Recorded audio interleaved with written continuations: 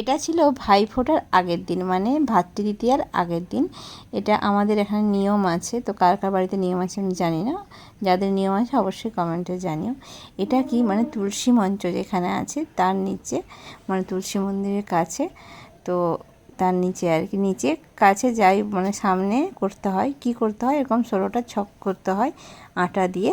তারপরে সেখানে চাল ডাল আর হচ্ছে লঙ্কা হলুদ এইসব রাখতে হয়। তো কেন রাখতে হয়, সোনা রূপো এসব কেন রাখতে হয় আমি আজ পর্যন্ত জানি না। ছোটোবেলায় দেখতাম মাকে করতে, আর এখন আমিও করি।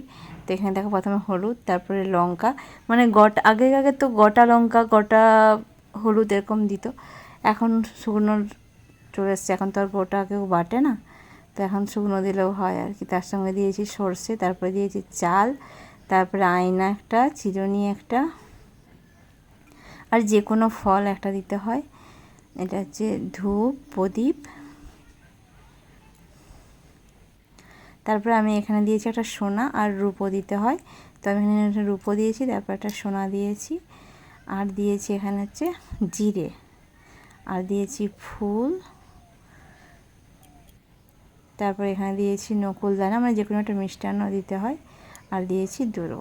তো কার কার বাড়িতে হয় অবশ্যই কমেন্ট করে জানিও। তারপরে প্রণাম করে শাঁখ বাজিয়ে নিতে হয়। তো এটা হচ্ছে বলে, এটাকে আমাদের ভাষায় বাইট বাঁধানো বলে। তো তোমাদের ভাষায় কী বলো অবশ্যই কমেন্টে জানিও। আর কেমন লাগলো ভিডিওতে তাও জানিও। Bye, tata.